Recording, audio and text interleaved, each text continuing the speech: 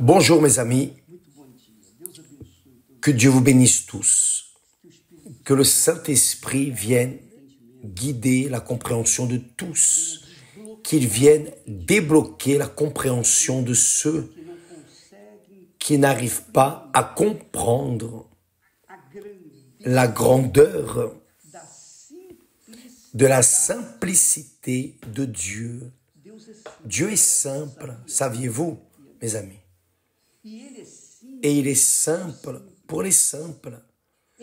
Il est simple pour être compris par toutes les personnes qui sont simples, qui sont humbles d'esprit. Des personnes qui sont authentiques, qui sont transparentes, qui sont véritablement sincères.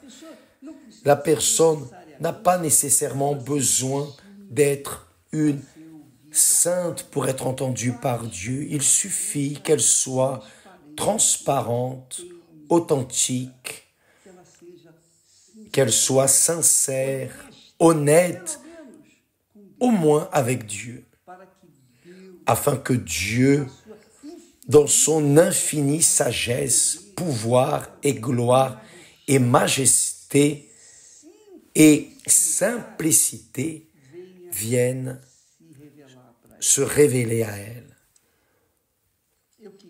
J'aimerais, mes amis, vous qui dites évêque, j'aimerais tellement recevoir le Saint-Esprit, je voudrais tellement, oui, je doute que vous vouliez recevoir plus le Saint-Esprit que Dieu ne désire mettre son esprit en vous. Je doute. Dieu veut beaucoup plus faire sa demeure en vous. Il veut bien plus faire de vous sa demeure, son temple, son autel. Parce que c'est ainsi qu'il sera sanctifié ici sur terre. Dieu est sanctifié et glorifié, magnifié au ciel. Mais ici sur terre, pas toujours. Il n'est sanctifié, glorifié, magnifié ici sur la terre que dans la vie de ceux qui le servent comme autel, comme demeure, comme temple, comme habitation du Dieu vivant. Là, oui, il sera sanctifié dans votre vie. Mais, évêque, donc, je ne comprends pas ce message, parce que vous dites que je veux recevoir le Saint-Esprit, je veux de toute ma force, très bien. Vous voulez vraiment, très bien. Et Dieu veut habiter en moi. Donc, qu'est-ce qui lui empêche de venir habiter en moi? Je ne peux pas aller jusqu'à lui, c'est lui qui doit venir à moi. Je ne peux pas arriver jusqu'à lui, mais lui, il peut arriver jusqu'à moi. Est-ce que le diable empêche Dieu d'entrer en moi? Non. Ce n'est pas le diable. C'est vous. C'est vous-même. Vous-même, mes chers amis. C'est vous qui l'empêchez. Vous savez pourquoi? Parce que Dieu entend la prière de tous. Tous ceux qui l'invoquent avec sincérité, transparence. Même s'ils sont pécheurs. Même s'ils sont pécheurs. Vous vous rappelez de cette femme qui a été prise en flagrant délit d'adultère et tout le monde voulait la lapider. Et Jésus, qu'est-ce que Jésus a fait? Est-ce qu'il l'a condamnée? Non. La loi disait qu'elle devait être lapidée.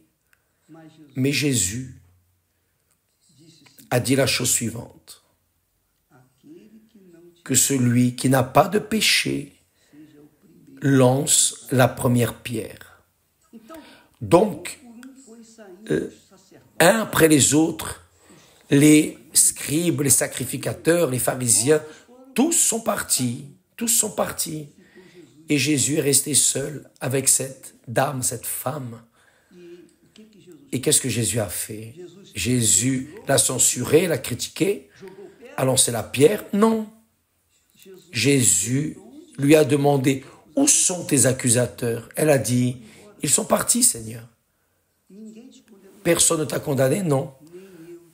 Je ne te condamne pas non plus. Voyez la simplicité du Très-Haut.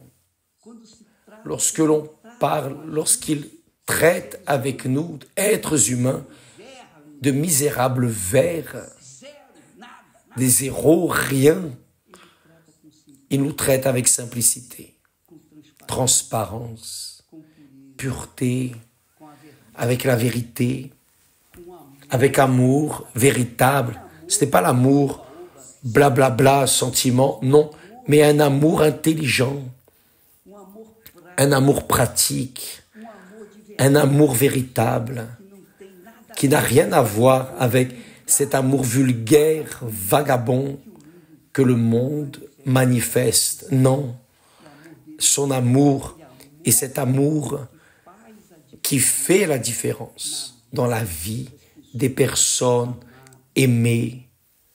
Donc,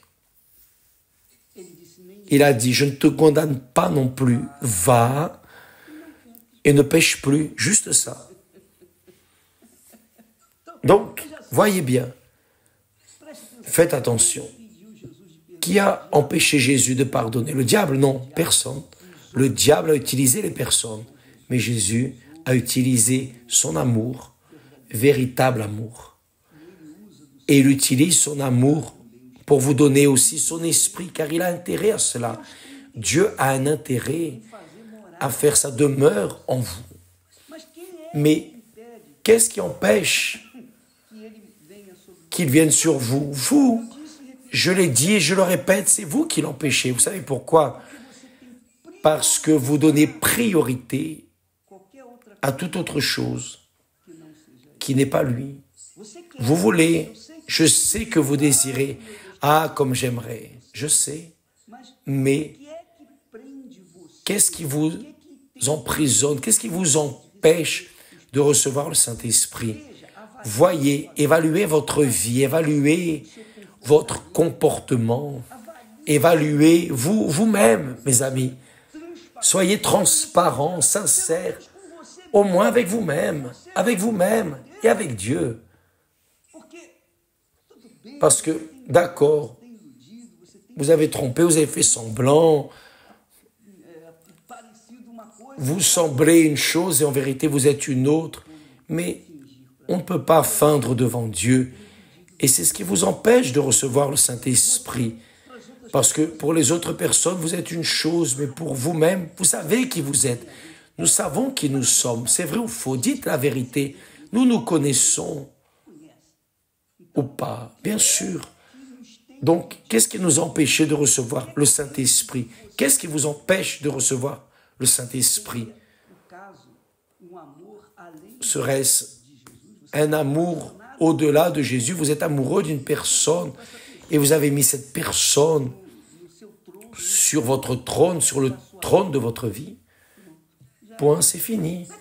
Comment allez-vous mettre une personne, quelle qu'elle soit, aussi importante soit-elle, à la place de Jésus? Ce n'est pas possible. Si vous voulez l'Esprit de Jésus, au minimum, vous devez livrer votre âme, votre corps, votre être. Vous devez vous rendre à lui. Vous devez faire en sorte qu'il vienne à votre rencontre.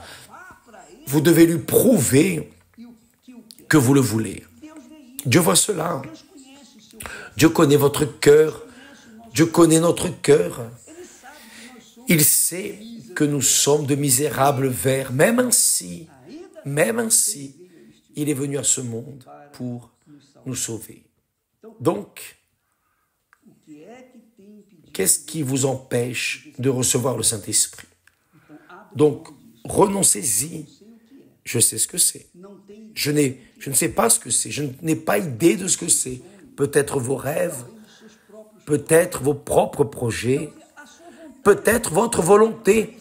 Vous voulez garder votre volonté. Vous voulez le Saint-Esprit, mais garder votre volonté au sommet. C'est pas possible. Non, ça ne marche pas. Il n'y a pas de condition. Ne perdez pas de temps, mes amis. Vous allez attendre de devenir vieux, vieille pour recevoir le Saint-Esprit. Et le pire de tout, c'est que plus le temps passe, plus ça complique parce que vous allez prioriser des choses dans votre vie qui vont gêner votre foi. On arrive à un point où vous vous découragez. Ah, il ne vient pas. Ah, j'ai déjà fait le jeûne de Daniel, ceci, cela.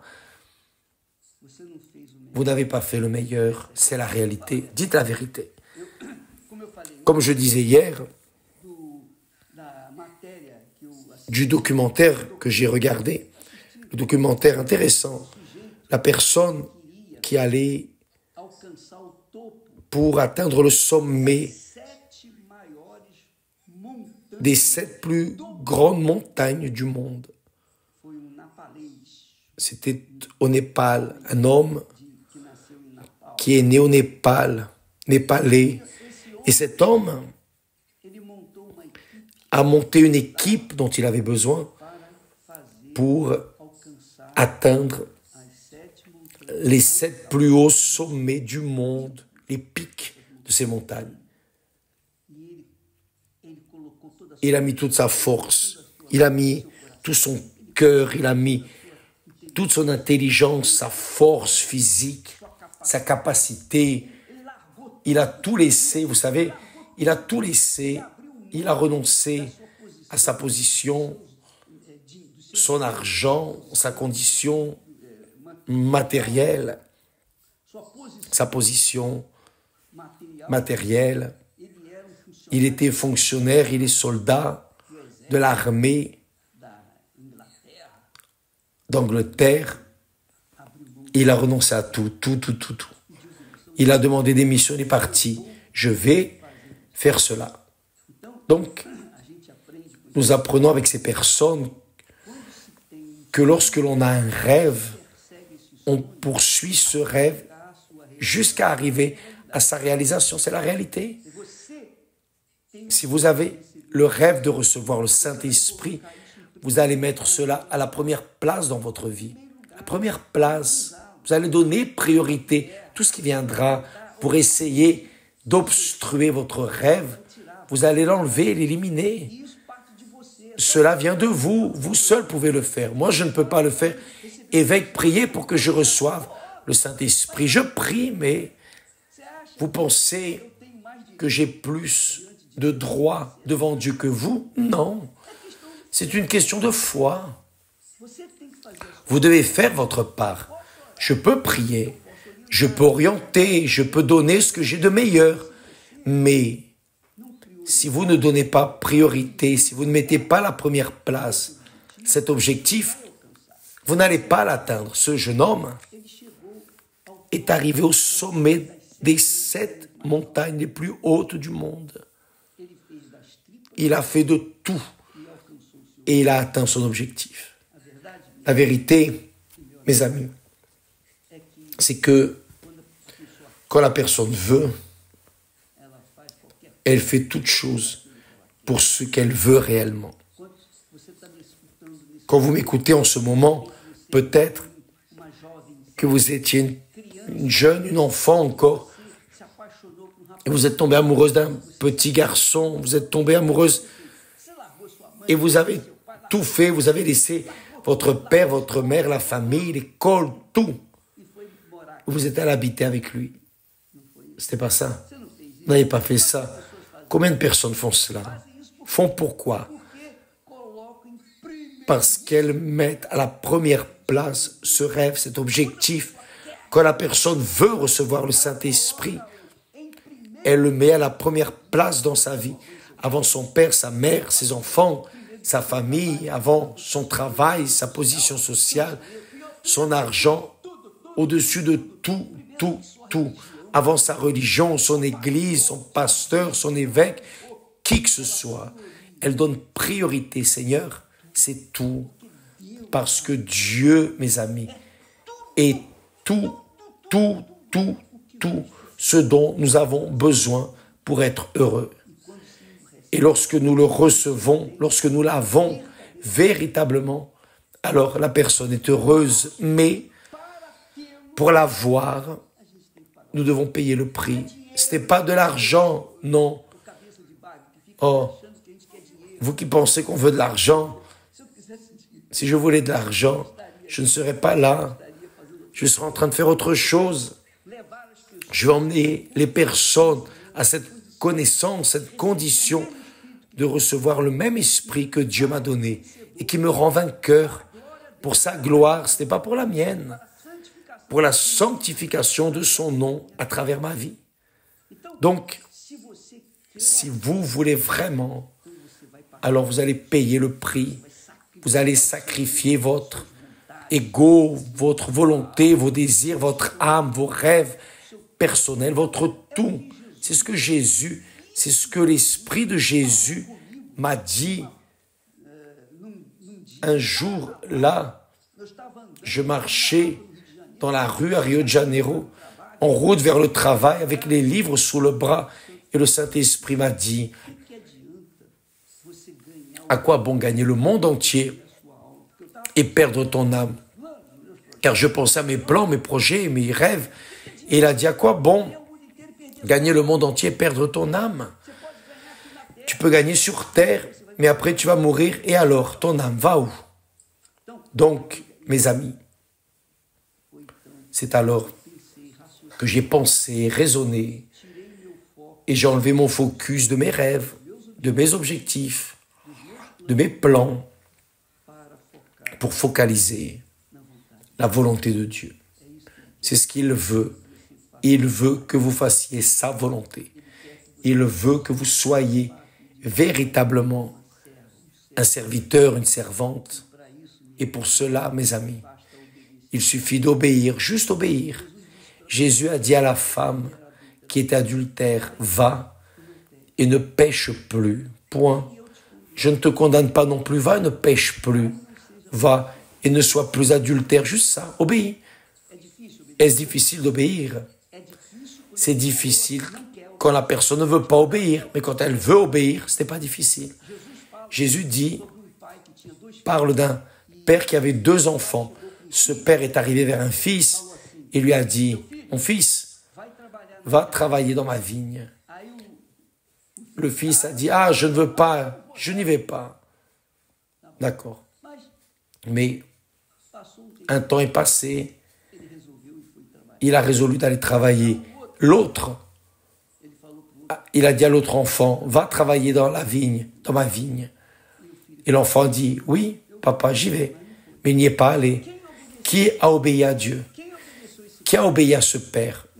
Le premier, qui peut-être a été impoli, a dit qu'il n'y allait pas, mais il y est allé. C'est ça qui plaît à Dieu. C'est pas sentir, ah, j'ai envie de recevoir le Saint-Esprit. Non. Mes amis, ça ne résout pas. Ça ne sert à rien d'être plein de volonté. Vous qui voulez le recevoir, ça ne sert à rien d'être rempli de volonté. Ah, j'ai l'intention. L'intention ne vaut pas. Vous devez réaliser, vous devez obéir. C'est la réalité, mes amis. Donc, Dieu est simple. Et il est simple, c'est facile de conquérir ce qu'il a à vous donner. Mais ce qui est difficile, ce n'est pas le diable, non. Le diable va utiliser des personnes, des choses. Le diable va utiliser tout ce qu'il a. Mais le diable ne peut pas imposer sa volonté dans votre vie. C'est vous qui devez décider d'obéir ou pas. Et ça, c'est une question de tête, de décision. Donc, mes amis, avec Dieu, c'est ainsi. Si vous voulez son tout, soyez disposés à mettre votre tout sur l'autel, sur son autel, votre vie, votre âme. Je ne parle pas d'offrande d'argent, non. Je ne parle pas de biens matériels, car tout cela reste. L'argent, tout reste là. L'argent ne peut pas acheter la paix que vous qui n'avez pas le Saint-Esprit n'avez pas. Vous n'avez pas cette paix. C'est vrai ou pas? Vous avez la paix? Non. Qui n'a pas le Saint-Esprit n'a pas de paix. N'a pas de paix, pourquoi? Parce qu'il n'a pas l'esprit de la paix. Le Saint-Esprit, l'esprit de la paix. Qui n'a pas le Saint-Esprit n'a pas la paix. Vit dans les erreurs, vit dans l'iniquité, dans le péché, n'a pas de force. Théoriquement, n'a pas de force pour vaincre soi-même. Mais qui a le Saint-Esprit est vainqueur. Vaincre tout, vaincre le diable, triomphe du monde, triomphe de soi-même, triomphe de tout et conquiert l'éternité avec le Dieu éternel et Père, grâce à Dieu. Vous qui voulez recevoir le Saint-Esprit, n'allez pas à l'église en pensant à autre chose, pensant à quelque chose extra qui ne soit pas de recevoir le Saint-Esprit. Allez avec soif. Je veux boire de cette eau, je veux boire de cette eau. Coûte que coûte, combien ça coûte? Je suis prêt à payer le prix.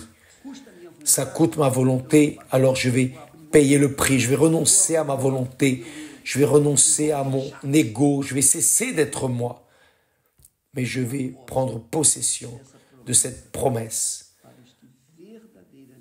pour ceux qui croient véritablement. N'oubliez pas, mes amis, vous devez prouver à Dieu que vous voulez véritablement le Saint-Esprit. Si vous ne lui prouvez pas, vous n'allez pas le recevoir. Avez-vous compris? Que Dieu vous bénisse tous et à demain au nom du Seigneur Jésus. Pardonnez-moi si par hasard j'ai été brute avec vous, mais je fais ainsi pour attirer votre attention.